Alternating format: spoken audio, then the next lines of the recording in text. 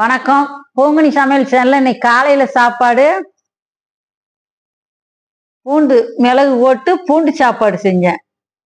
நல்லா மிளகு பூண்டு எல்லாத்தையும் அரிசி எல்லாம் கழனி பண்ணி தண்ணி 3 5 6 விசில் வச்சு ரெண்டாவது இறக்க போயில தேங்காய் பால் ஊற்றி இறக்கிட்டா சூப்பரா இருக்கும். இதே மாதிரி இந்த பூண்டெல்லாம் போட்டு வாசமா நல்லா இருக்கும். ஆனா இறக்கி சாப்பிட போயில கொஞ்சம் சூடா இருக்கையில தேங்காய் பால் ஊற்றணும். நல்லா சுடு தண்ணியில ஓட்டி எடுத்து அந்த பாலை ஊற்றி சாப்பிட்டா அவ்வளோ அருமையா இருக்கும்.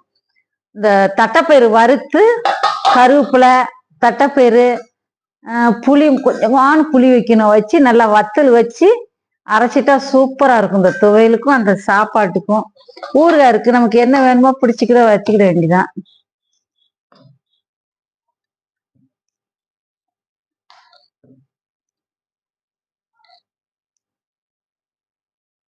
இந்த சாப்பாடு சூடா சாப்பிட்டா தான் நல்லா இருக்கும். ஆறிட்டா கொஞ்சம் சாப்பிட்றது உப்பு ரொம்ப போட்டுறக்கூடாது, கரெக்ட் உப்பா போடணும், இல்லாட்டி உப்பு கச்சி கிடக்கும்.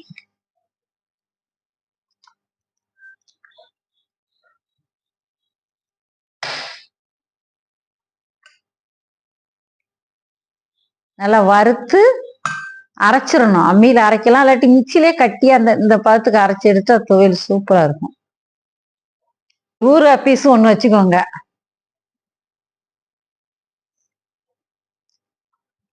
சூப்பரா இருக்கும் காலை சாப்பாடு டிப்புன்னு.